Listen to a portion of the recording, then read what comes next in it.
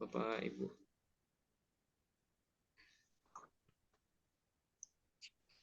Assalamualaikum warahmatullahi wabarakatuh. Waalaikumsalam Waalaikumsalam warahmatullahi wabarakatuh. Waalaikumsalam warahmatullahi wabarakatuh. Bismillah walhamdulillah. Wassalatu wassalamu ala rasulillah wa ala alihi wa sahbihi wa mawala. Wala hawla wala quwwata illa billah. Ashhadu an la ilaha illallah wahdahu la syarika lah. Wa ashhadu anna Muhammadan abduhu wa rasuluh alladzi la nabiyya ba'dah. Allahumma salli wa sallim wa barik ala Sayyidina Muhammad Sayyidil Anbiya wal Mursalin wa ala alihi wa ahli baitihi wa dhurriyyatihi ajma'in.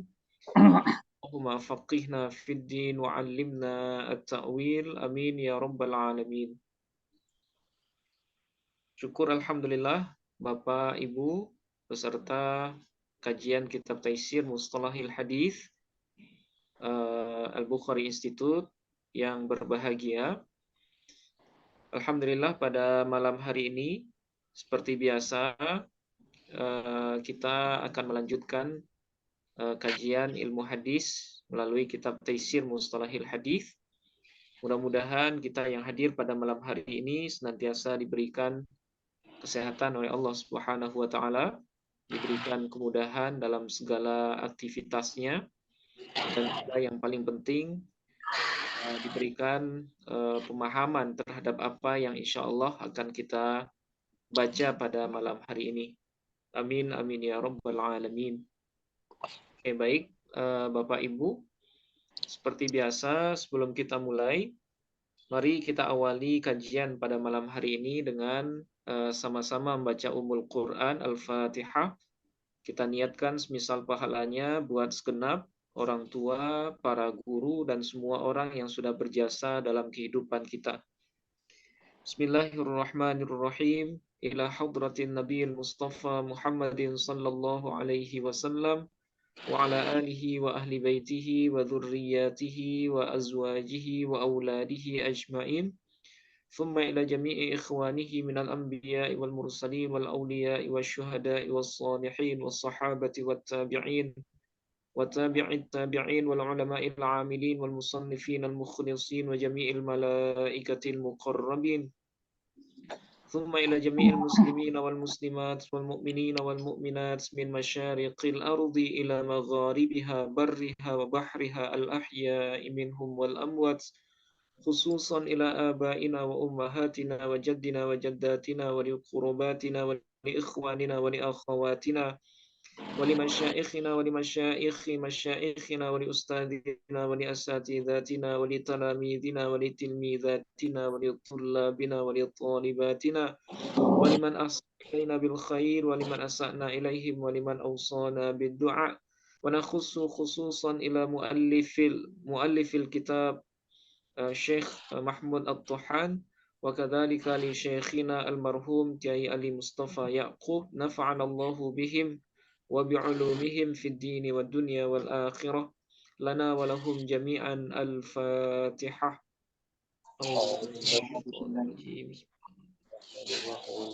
Alhamdulillah Rabbil Alamin Ar-Rahman Ar-Rahim Maliki Yawmiddin Iyyaka na'budu wa iyyaka nasta'in Ihdinas siratal mustaqim Siratal ladzina an'amta 'alaihim ghairil maghdubi 'alaihim.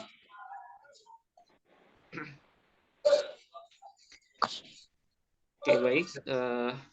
Pada pertemuan sebelumnya, kurang lebih 2 minggu yang lalu, karena minggu kemarin kita libur ya, libur malam takbiran Idul Adha, kita sudah membahas bahagian yang pertama dari adab dalam ilmu hadis ya.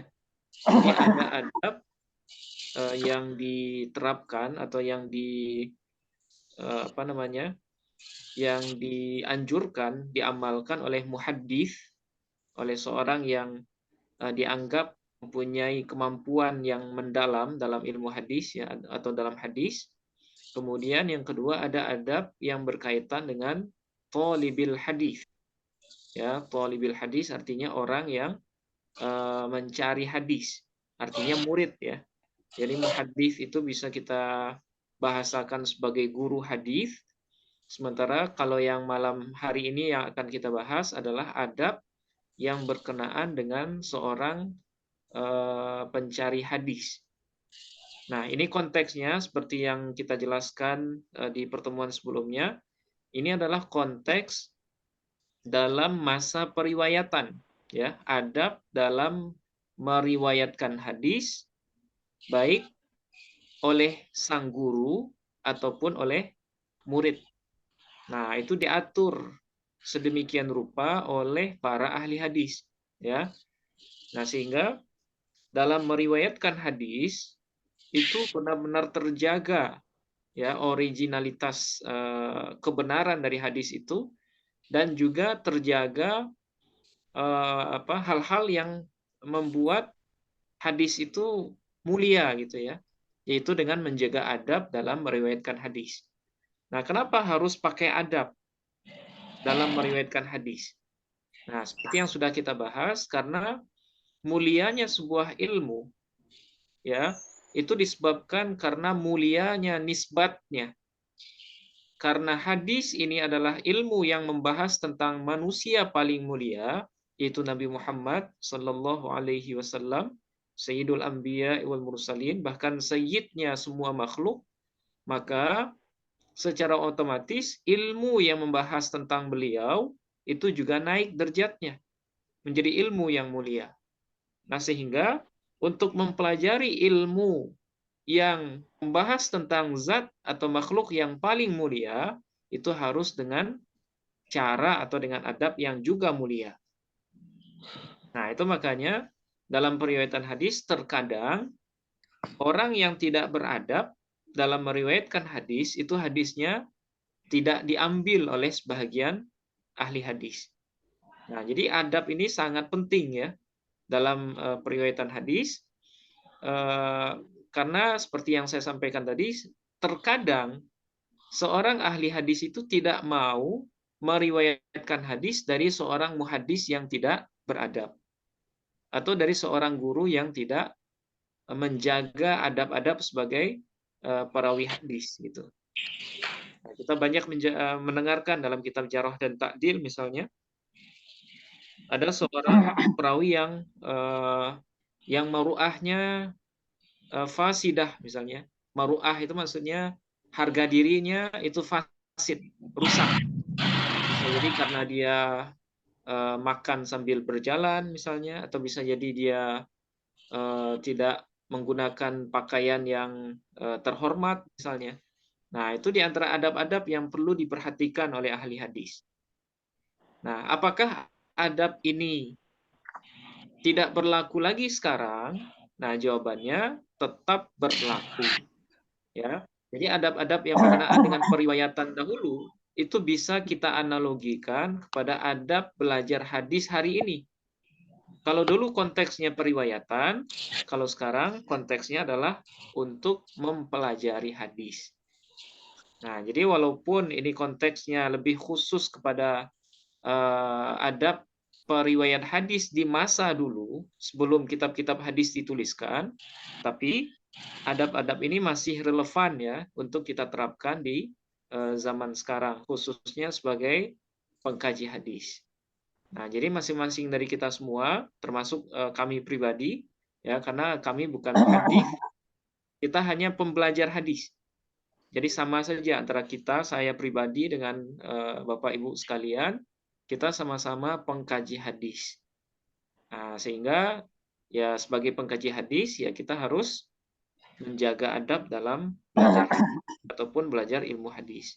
Nah, kemarin sempat saya singgung juga bahwa Imam Suyuti di dalam Tadribur Rawi mengatakan seyogianya bagi seseorang yang sudah membaca 200 hadis, ya, zakat yang harus dia keluarkan adalah dia harus mengamalkan 5 hadis ya dari 200 hadis itu.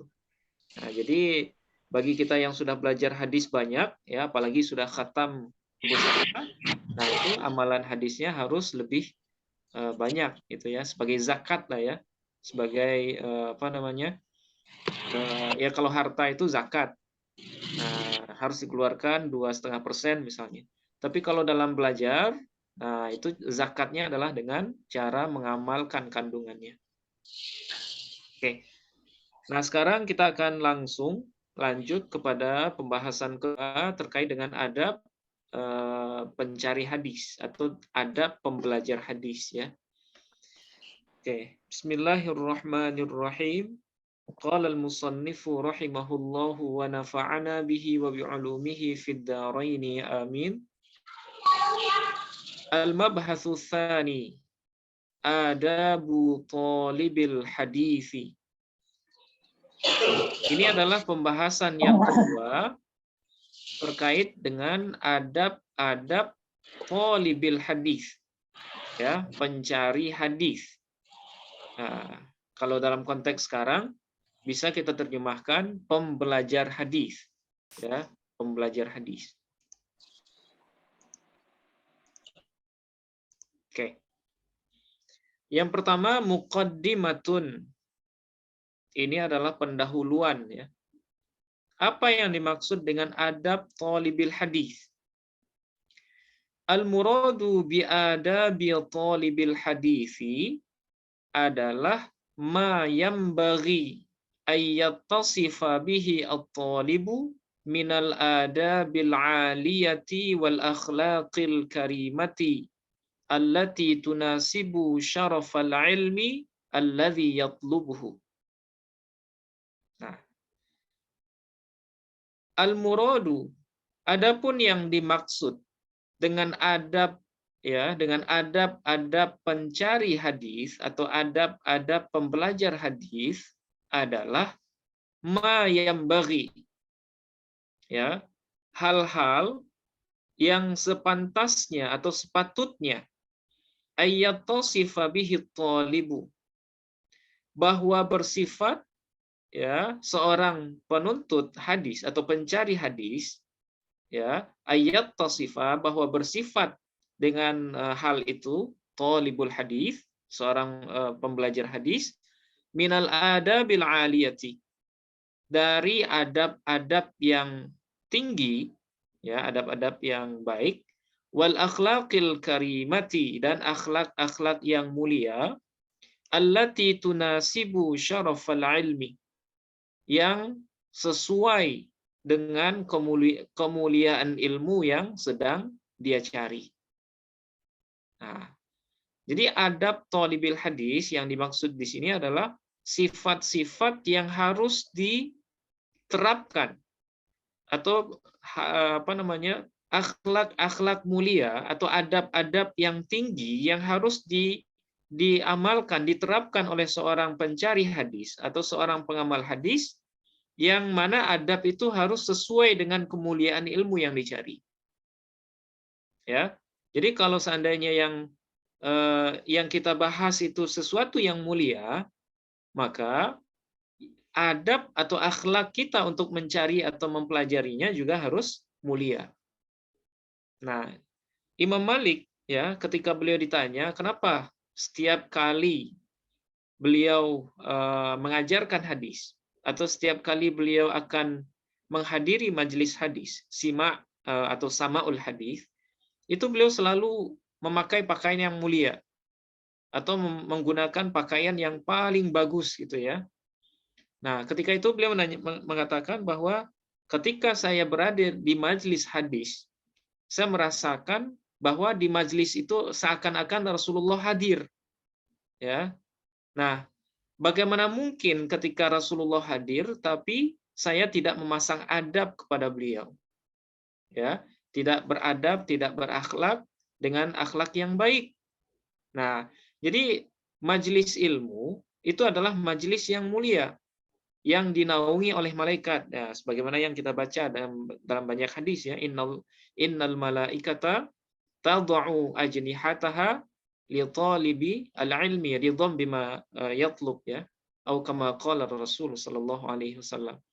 Nah, jadi malaikat itu mengembangkan sayapnya untuk para penuntut ilmu.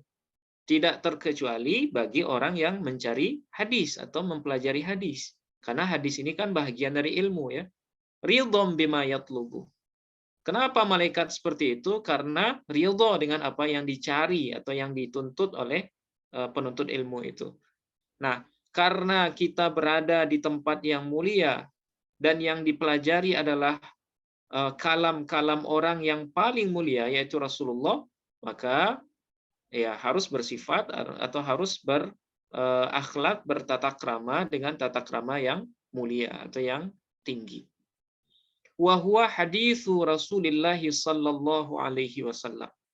Nah, yang mulia itu adalah hadisnya Rasulullah sallallahu alaihi wasallam. Nah, seperti yang kita jelaskan tadi.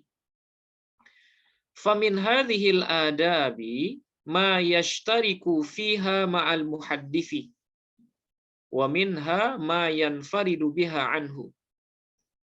Nah, sebahagian dari adab-adab ini itu ada ma yashtariku, yaitu adab yang yashtariku fiha, yang bersamaan fiha pada adab itu si thalibil hadis tadi ma'al muhaddis, bersama muhaddis atau bersama gurunya. Jadi ada adab-adab di sini ya, itu yang sama dengan adab seorang muhaddis. Artinya muhaddis harus menggunakan adab itu, thalibul hadis juga harus beradab seperti itu. Nah, jadi adab yang berlaku umum ya, baik buat muhaddis ataupun untuk thalibil hadis. Wa minha ma yanfaridu biha anhu. Dan sebahagian dari adab itu ada adab yang terkhusus atau yang tersendiri dengan si thalibul ilmi tadi atau thalibil hadis tadi, biha dengan adab itu anhu dari muhaddis. Artinya adab ini khusus hanya untuk thalibul hadis saja. Nah, jadi kalau bisa kita simpulkan ya, adab thalibul hadis ini ada yang berbarengan dengan adab muhaddis dan ada adab yang khusus hanya harus dilakukan oleh seorang thalibul hadis. Nah, apa saja adab itu? Nah, kita mulai dari adab yang rangkap ya, yang yang bersamaan dengan adab seorang muhaddis. Oke. Al-adabul lati yashtariku fiha ma'al muhaddisi. Nah, sekarang adab ya yang bersyirikat, maksudnya yang bersamaan si thalibul hadis pada adab itu ma'al muhaddis, bersama muhaddis. Nah, berarti adab yang akan disebutkan di poin yang nomor 2 ini adalah adab di mana thalibul hadis dengan muhaddis harus sama-sama menjalankannya. Nah, apa adab itu? Yang pertama, tashihun niyyati. Nah, ini ya. Tashihun niyyati yaitu membenarkan niat. Ya, meluruskan niat. Wal ikhlasu lillahi ta'ala fi talabihi. Dan mengikhlaskan niat hanya untuk Allah Subhanahu wa taala fi talabihi, dalam mencari hadis itu. Nah, jadi tidak ada niatan lain dalam mencari hadis atau dalam meriwayatkan hadis itu kecuali karena Allah Subhanahu wa taala. Nah, ini adab yang pertama yang harus dilakukan oleh thalibul hadis ataupun muhaddis. Jadi sama-sama harus menjaga keikhlasan ya.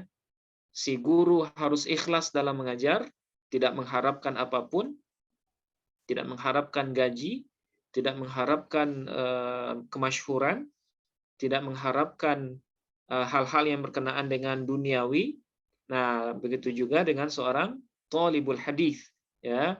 Belajar hadis bukan buat gaya-gayaan, bukan supaya dianggap sebagai ahlus sunnah, orang yang ahli dengan hadis ya, tapi niatnya murni karena Allah Subhanahu wa taala. Oke. Kemudian yang kedua, al-hadharu min an takuna al-ghayatu min talabihi at-tawassula ila aghradid dunya. Nah, yang kedua ya, adab yang harus dijaga oleh muhaddis ataupun thalibul hadis adalah berhati-hati dari menjadikan ghayah, ya, menjadikan tujuan dari mencari hadis itu supaya at-tawassula ila agradid dunia, ya, agar sampai kepada tujuan-tujuan dunia. Nah, ini harus berhati-hati seperti yang kita jelaskan tadi. Harus dijaga betul niat ketika belajar hadis. Ya. Jangan sampai tujuan atau tujuan orientasi dalam belajar hadis itu adalah tujuan-tujuan duniawi.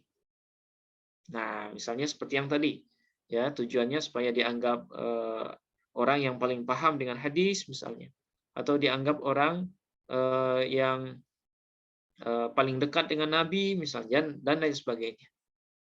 Nah, faqad akhraja Abu Dawud wa Ibnu Majahin min hadisi Abi Hurairah qala.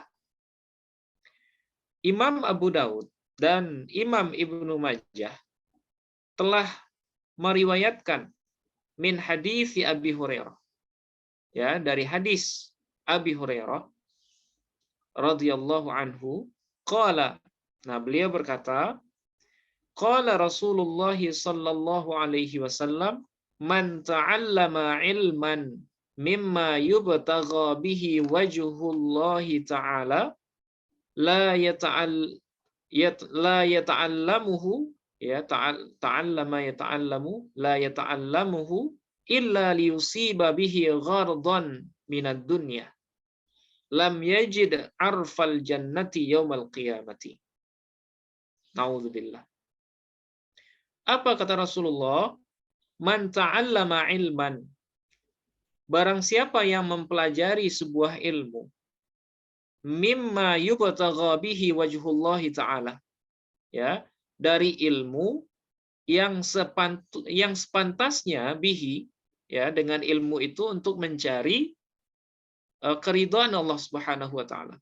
Ya, maksudnya ilmu-ilmu yang mempunyai orientasi yang baik, ya, seperti misalnya ilmu hadis, ilmu Al-Qur'an, ilmu fikih, ilmu tasawuf, ilmu usul fikih dan lain sebagainya.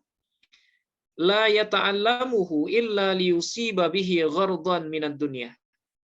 Tidak dia pelajari ilmu itu, ya, ilmu yang harusnya dicari untuk mengharapkan keridhaan Allah, tapi tidak dia cari ilmu itu melainkan liyusiba bihi, supaya dia mendapatkan dengan ilmu itu ghardon atau gharadon, ya, maksud dari dunia atau tujuan dari dunia.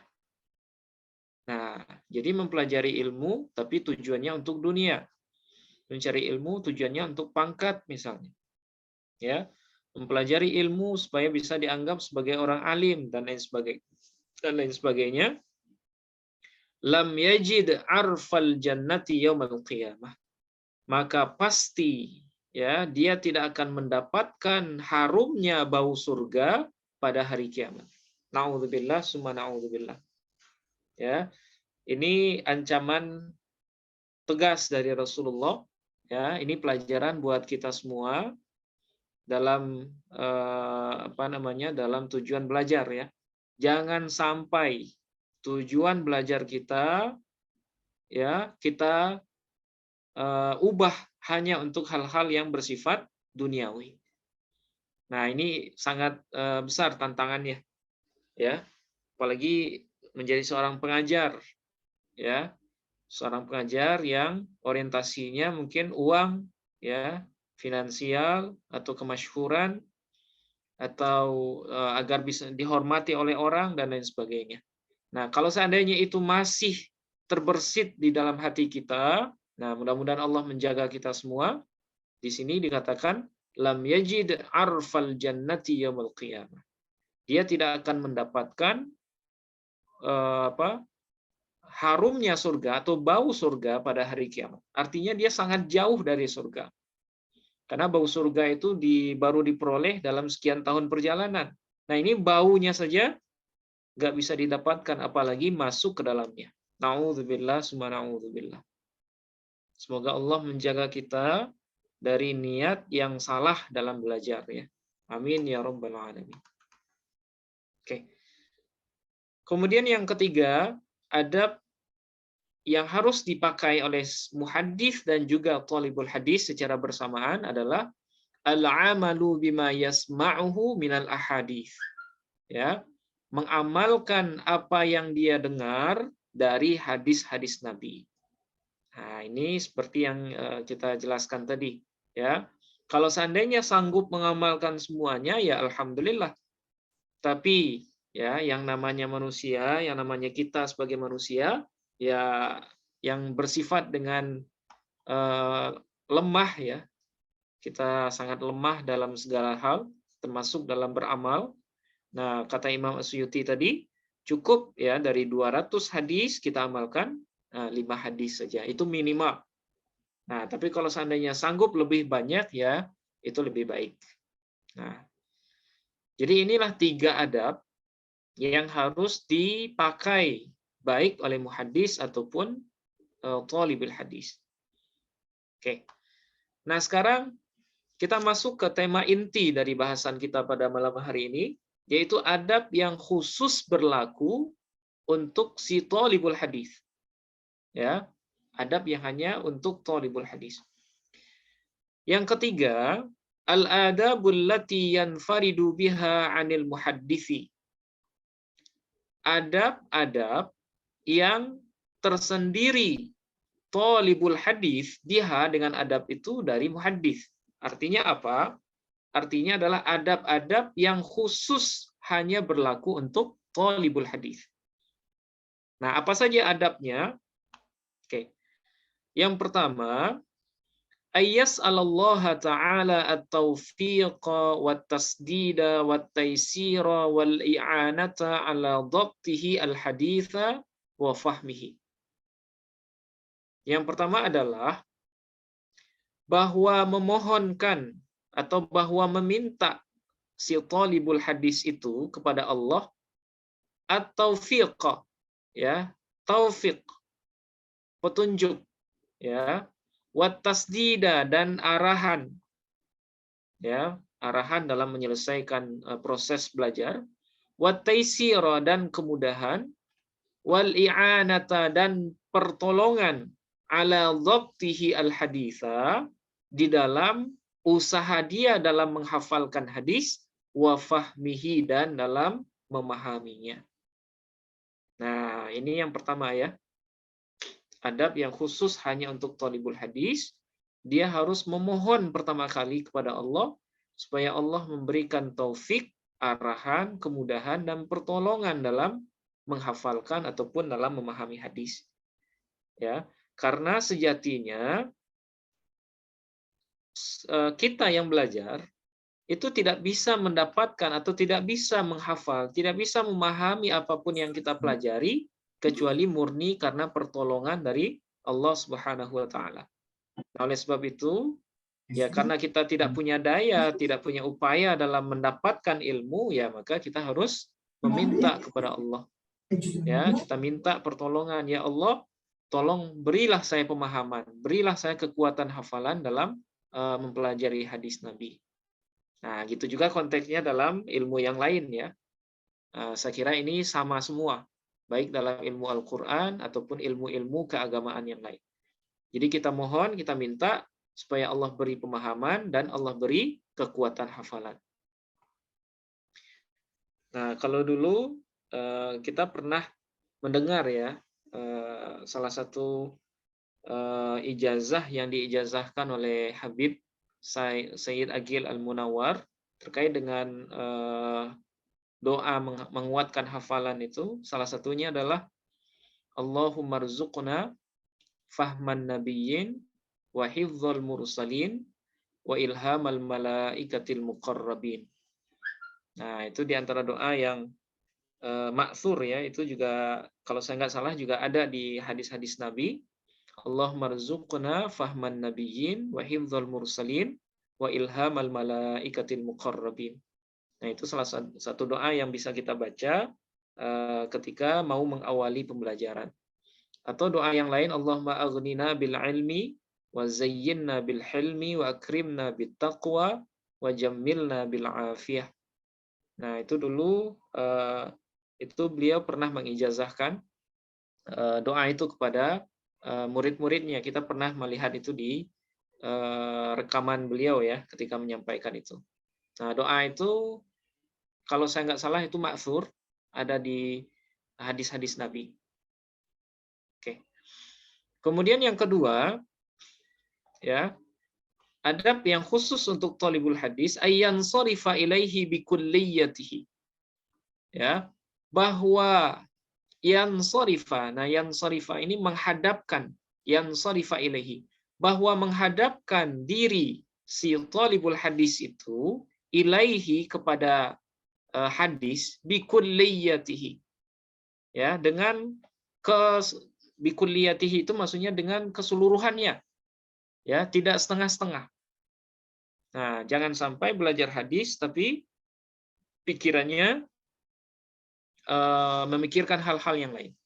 Ya, belajar hadis tapi pikirannya atau fokusnya masih bercabang dengan yang lain. Jadi kalau belajar itu harus fokus ya, harus memberikan semua perhatian untuk apa yang dipelajari. Karena kita tahu ya, belajar setengah-setengah itu, sedangkan kita tidak memberikan semua perhatian kita kepada ilmu, yang ilmu itu masih sedikit yang kita dapatkan. Nah, apalagi kalau kita tidak sempurna atau tidak totalitas dalam menuntut ilmu atau dalam menuntut hadis. Nah, sehingga ya pasti yang didapatkan itu jauh lebih sedikit lagi. Nah, wa yufarrigha juhdahu fi tahsilihi. Dan memaksimalkan seseorang thalibul hadis itu juhdahu, ya, juhdahu itu maksudnya daya upayanya fi tahsilihi, dalam menghasilkan hadis. Maksudnya dalam mendapatkan hadis itu. Nah, jadi harus paripurna ya. Tidak ada sesuatu atau tidak ada yang mulia itu bisa didapatkan kecuali dengan perjuangan keras. Tidak mungkin sesuatu yang mulia dapat diperoleh dengan mudah tanpa adanya perjuangan atau tanpa adanya kefokusan terhadap tujuan itu. Nah, ini adab yang kedua yang harus dipakai oleh seorang thalibul hadis. Kemudian yang selanjutnya, ayyabda'a bis-sama'i min arjahi syuyukhi baladihi isnadan wa ilman wa dinan. Nah, bahwa mengawali seorang thalibul hadis bis-sama', ya, dengan sama, maksud sama di sini adalah mendengarkan hadis, maksudnya mencari hadis itu min arjahi syuyukhi baladihi, dari guru-guru yang paling alim atau yang paling kuat.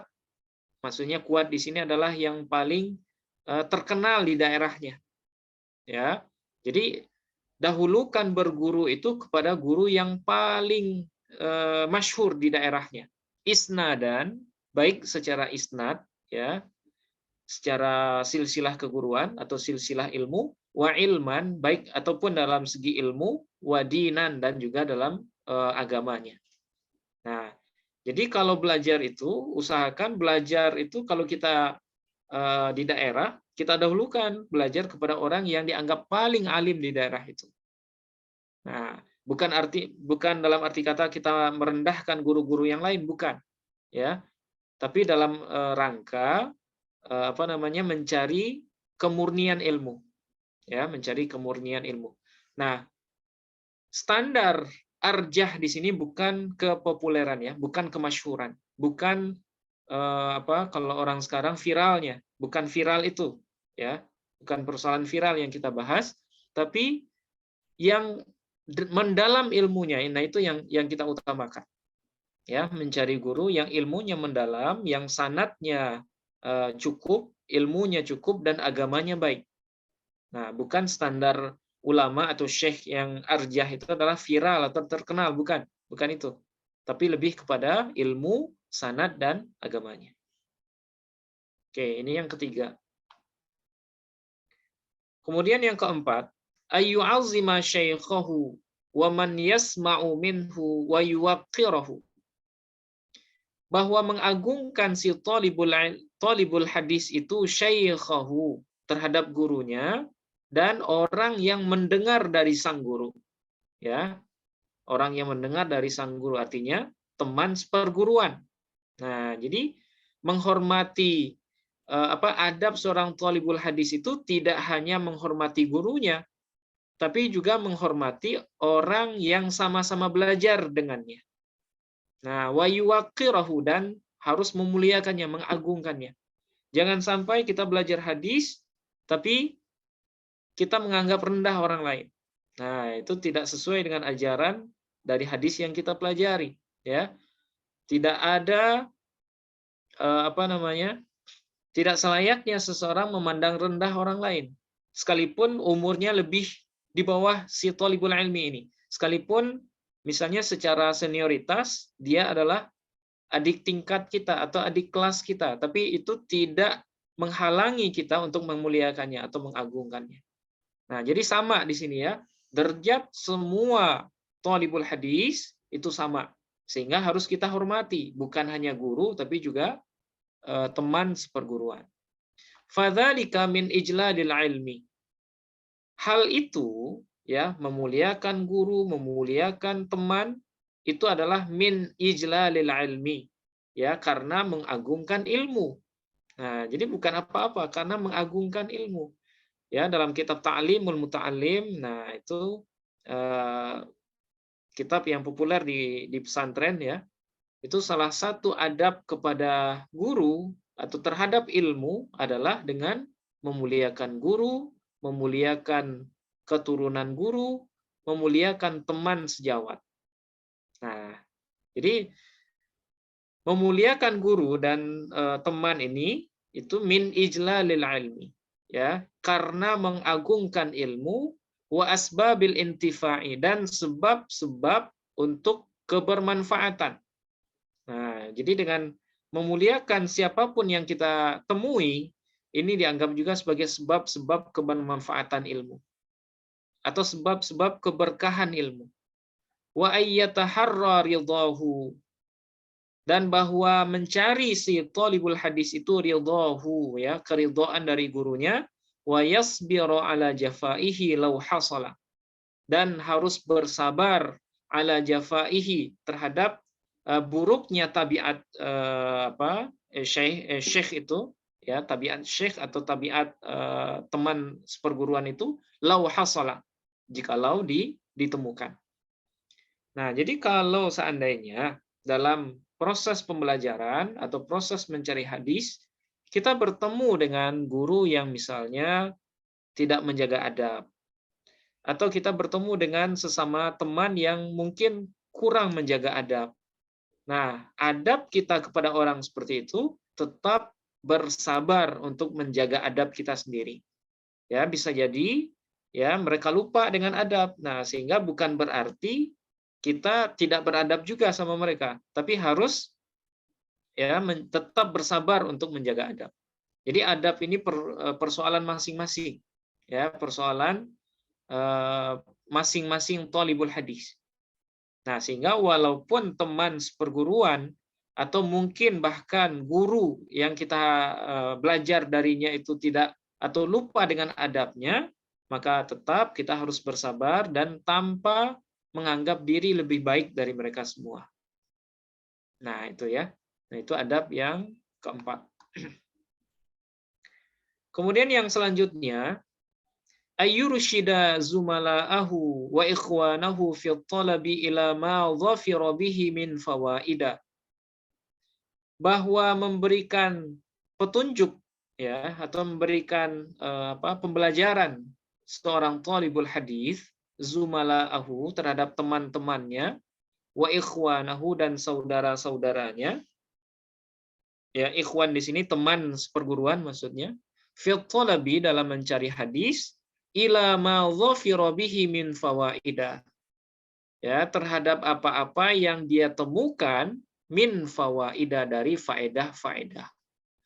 Nah, maksudnya apa? Misalnya di tengah pengajian atau di tengah majelis pengajian, ada seorang teman yang mohon izin misalnya, dia minta izin ke belakang atau dia berhalangan hadir misalnya.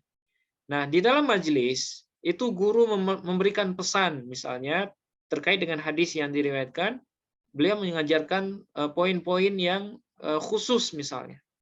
Dan kita mencatat itu, kita memahami itu.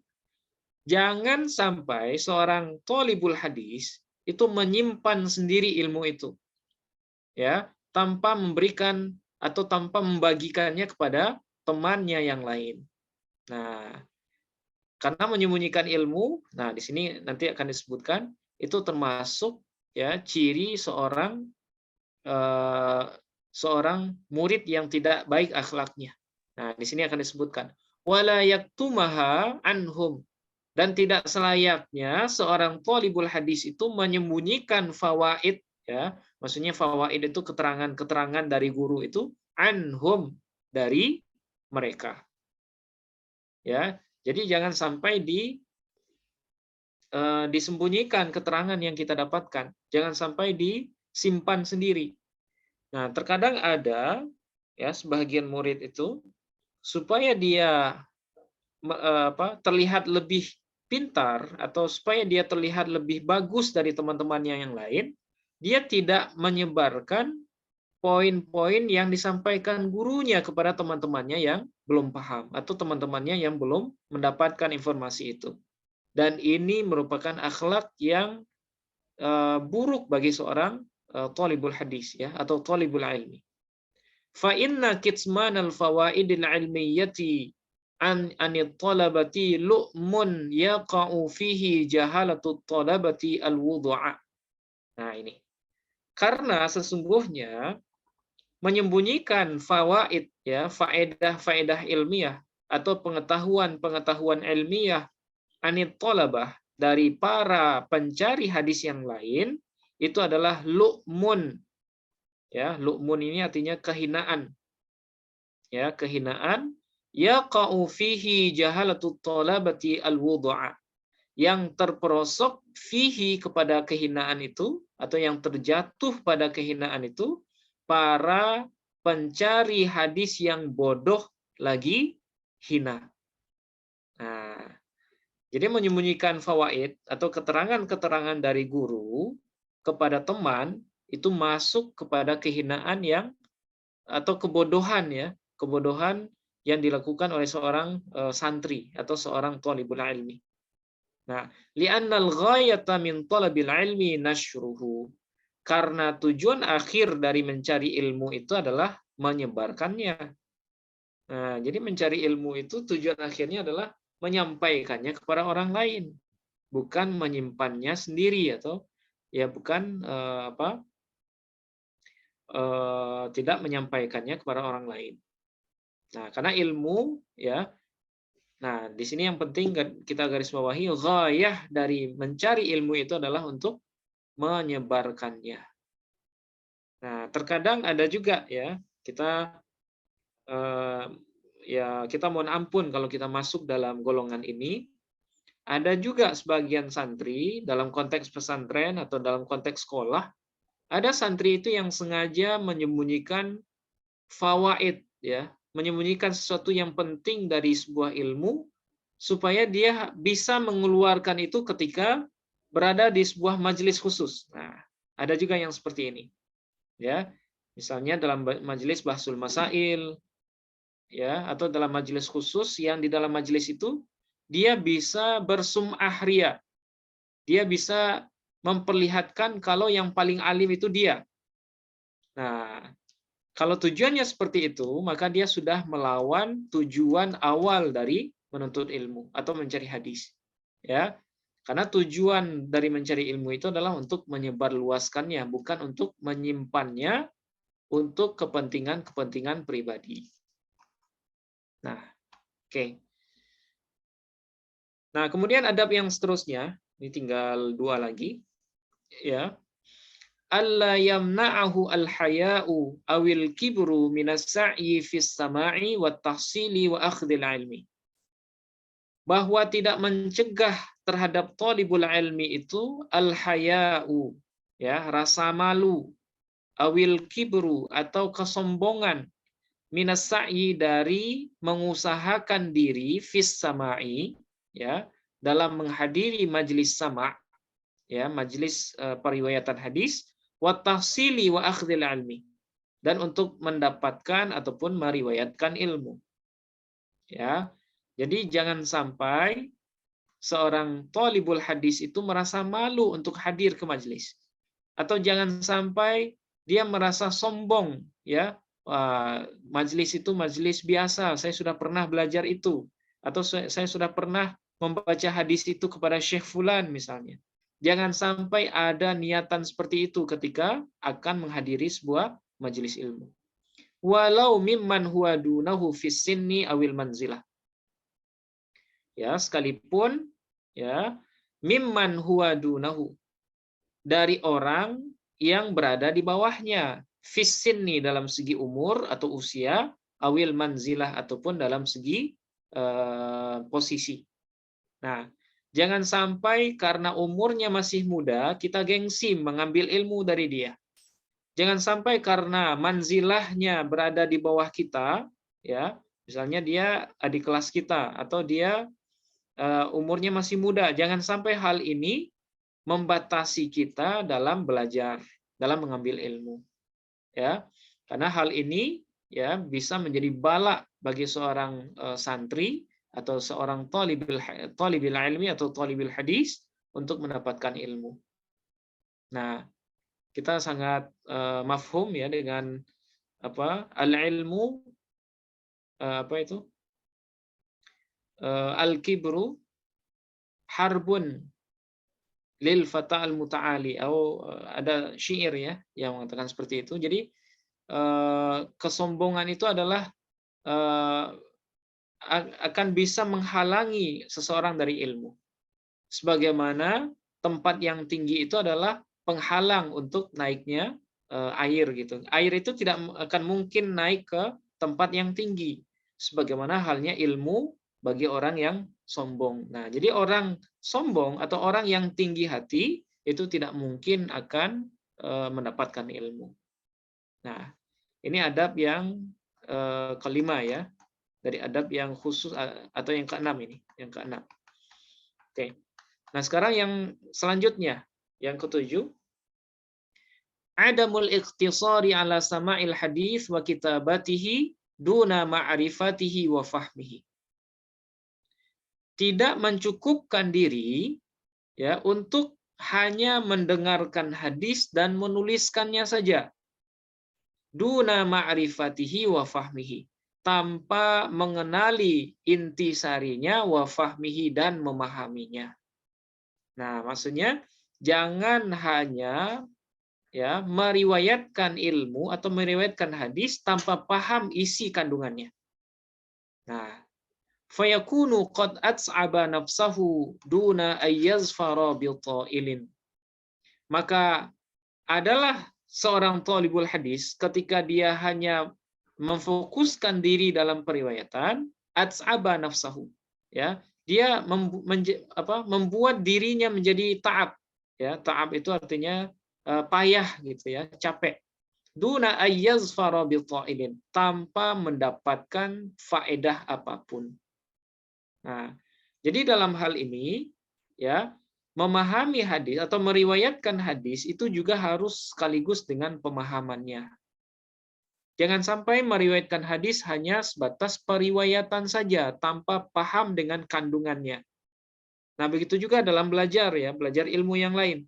Jangan sampai kita hanya mencoret kitab ya, menuliskan terjemahannya tapi tidak paham dengan maknanya. Ya, karena hal ini bisa membuat payah diri. Maksudnya payah di sini ya, kita sudah bekerja keras, kita sudah hadir, tapi yang kita dapatkan hanya sedikit. Nah, itu kan membuat jiwa kita atau diri kita menjadi letih ya, tanpa mendapatkan sesuatu yang lebih berharga, yaitu pemahaman. Nah, bahkan ya, kalau saya nggak salah, Imam Malik juga, itu beliau punya keponakan. Ya, beliau punya keponakan, 2 orang, yang juga konsen dalam bidang hadis. Nah, apa kata beliau kepada keponakannya ini? Jangan kalian berfokus hanya dalam periwayatan hadis. Tapi riwayatkanlah hadis itu sekalian dengan maknanya. Karena meriwayatkan hadis dengan maknanya itu lebih baik daripada meriwayatkan banyak hadis tapi nggak paham sama sekali. Nah, ya.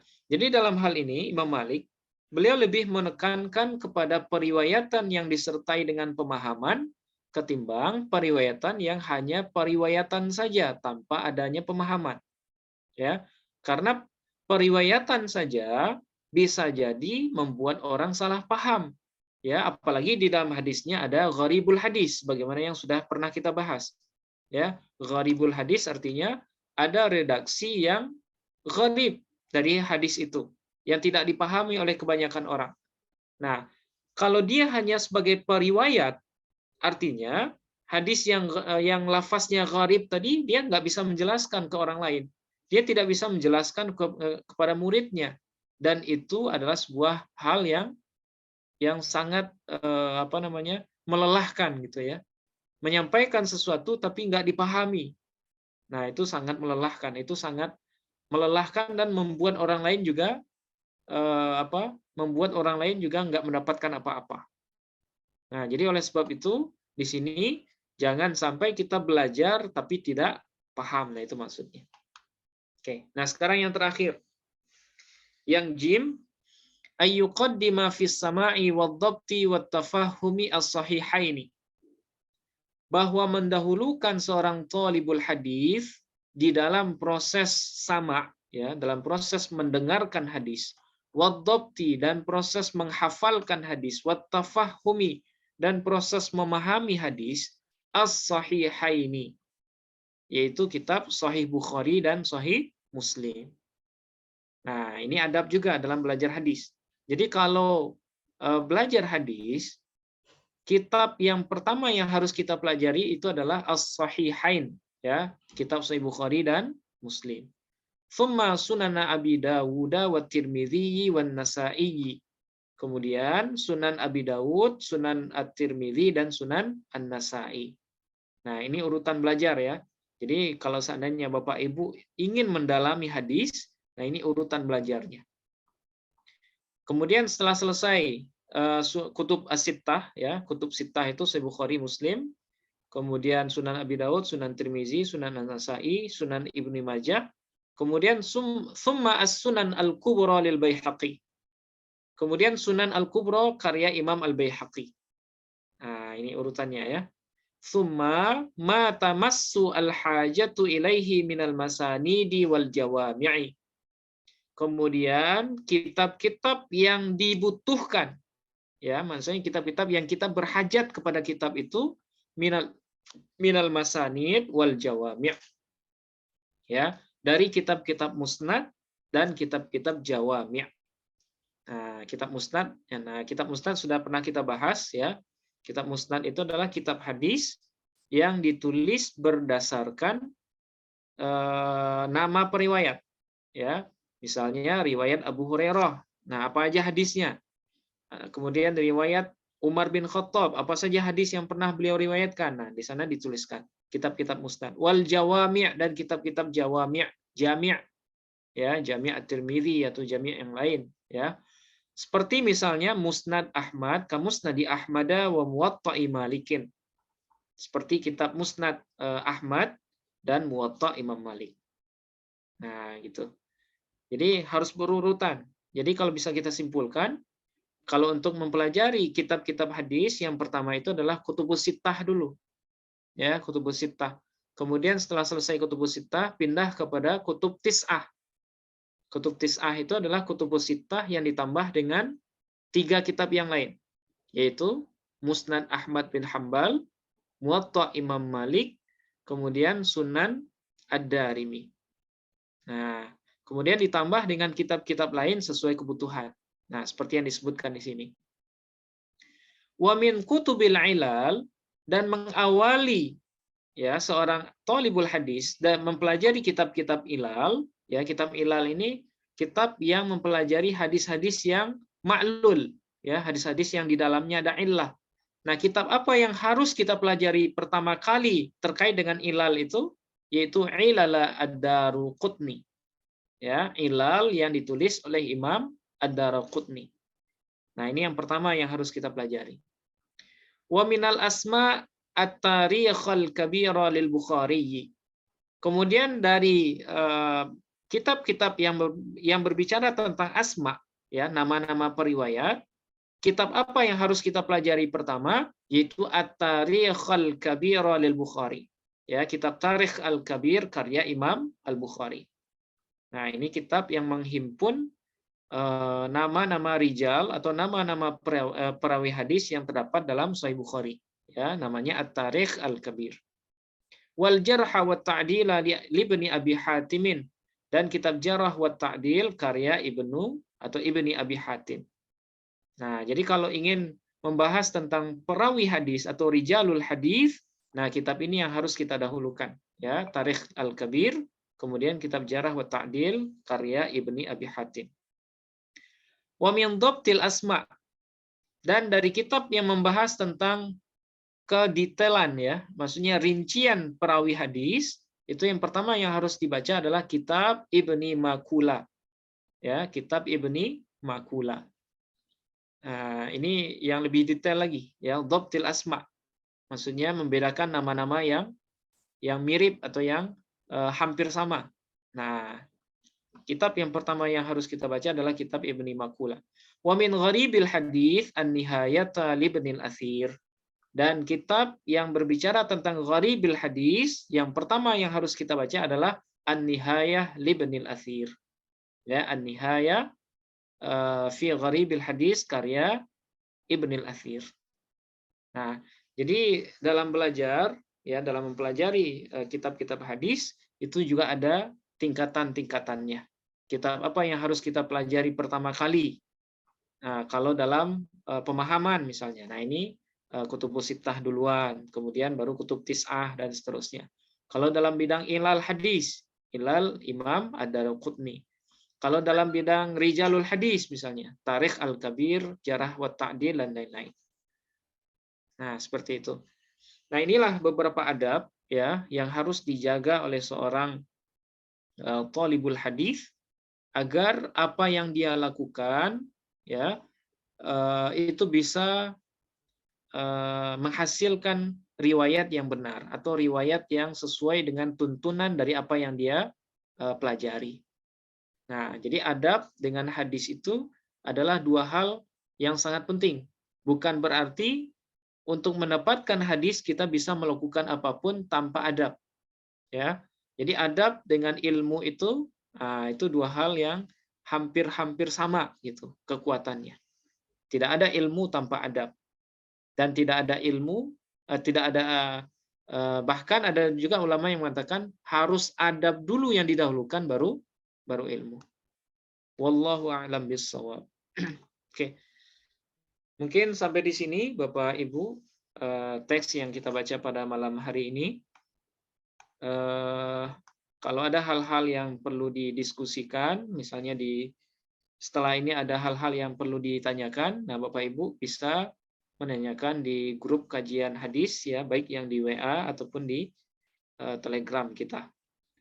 Mungkin sampai di sini Bapak Ibu, ya, mudah-mudahan apa yang kita bahas pada malam hari ini bermanfaat, khususnya bagi kami yang menyampaikan. Kita cukupkan sampai di sini. Kita akhiri dengan hamdalah, alhamdulillahirabbil alamin. Subhanakallahumma wa bihamdika asyhadu an la ilaha illa anta astaghfiruka wa atubu ilaik. Assalamualaikum warahmatullahi wabarakatuh. Waalaikumsalam warahmatullahi wabarakatuh. Terima kasih Ustaz. Ya, afwan Mas. Ya. Ustaz. Ya. Mohon izin duluan Bapak Ibu. Ustaz.